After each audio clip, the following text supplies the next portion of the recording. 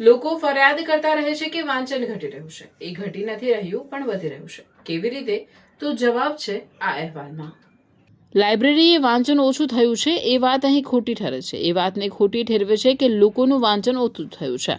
મોબાઈલના કારણે પુસ્તકોનું વાંચન ઓછું થયું છે. લોકોમાં વાંચન પ્રત્યે રુચિ નથી રહી. આ પ્રસંગે ગ્રંથપાલનું કહેવું હતું કે હા, એ વાત સાચી છે કે સાચું શિક્ષણ પુસ્તકોમાંથી નહીં, અનુભવમાંથી મળે છે. પણ પુસ્તકો વાંચવાથી એટલી પ્રતીતિ તો થાય છે કે જ્ઞાન શું છે. અક્ષરોમાંથી બનેલા શબ્દો સ્વયં બ્રહ્મા છે. એટલે કોઈ ગમે તે કહે, પુસ્તકોનું વર્ચસ્વ તો સદાકાળ રહેવાનું છે અને રહેશે. જેઓ પાસે બહાનું છે તેઓ જ વ્યર્થ દલીલ કરી કહેશે કે એઆઈ ના કારણે વાંચન સાવ જ લુપ્ત થઈ ગયું છે, વગેરે વગેરે. એઆઈ માહિતી આપી શકે છે, પણ પુસ્તકો માણસને સંવેદનાની રાહ પણ આપે છે. અક્ષરોમાંથી બનેલા શબ્દો સ્વયં બ્રહ્મા છે અને તેનો વૈભવ હંમેશા અકબંધ રહેશે.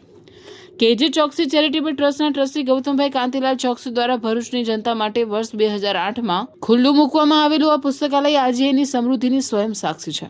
આપણને જાણીને આનંદ થશે કે આ લાઇબ્રેરીમાં 55,000+ ગુજરાતી, હિન્દી, મરાઠી અને અંગ્રેજી પુસ્તકો છે અને 5,000+ વાર્ષિક મુલાકાતીઓ છે. તો સક્રિય સભ્યોની સંખ્યામાં 1200+ મળી કુલ 2,300+ સભ્ય સંખ્યા છે. દર વર્ષે 12 થી 15 શાળાઓના 1500+ બાળકો મુલાકાત લે છે.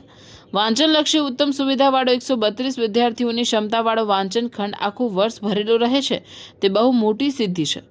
પરીક્ષાના સમયમાં વિદ્યાર્થીઓનો ધસારો અને ઉત્સાહ એટલો અદ્ભુત હોય છે કે લાઇબ્રેરીને પોતાની બેઠક વ્યવસ્થા અને સુવિધાઓમાં સતત વધારો કરવાની પ્રેરણા મળે છે. આનાથી એ સાબિત થશે કે લાઇબ્રેરી માત્ર ભૂતકાળના સહારે નથી ચાલતી, પણ ભવિષ્યની જરૂરિયાતો માટે પણ સક્રિય છે.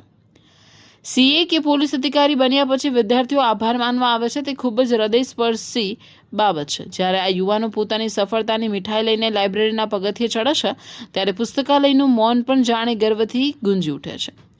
લાઇબ્રેરીના 215 શ્રોતાઓની ક્ષમતા ધરાવતા ભવ્ય સભાખંડમાં વર્ષ દરમિયાન વાંચનને પ્રેરિત કાર્યક્રમો, સંગીતના કાર્યક્રમો અને જ્ઞાન, યોગા અને પર્યાવરણ સંબંધી શિબિરો યોજાય છે. જ્યારે વર્ષ 2008માં લાઇબ્રેરી જાહેર જનતા માટે ખુલ્લી મૂકવામાં આવી હતી ત્યારે લાઇબ્રેરીના સ્થાપક ગૌતમભાઈ ચોકસીએ જણાવ્યું હતું કે આ લાઇબ્રેરી તેઓ તેમના પિતાની યાદમાં ખુલ્લી મૂકી છે, જેમનું સૂત્ર હતું કે સમાજનું છે, સમાજને પાછું આપવાનું છે. જો આપ ભરૂચમાં છો તો અવશ્ય આ લાઇબ્રેરીની મુલાકાત લીધી જશે અને નહીં લીધી હોય તો અચૂક લેજો.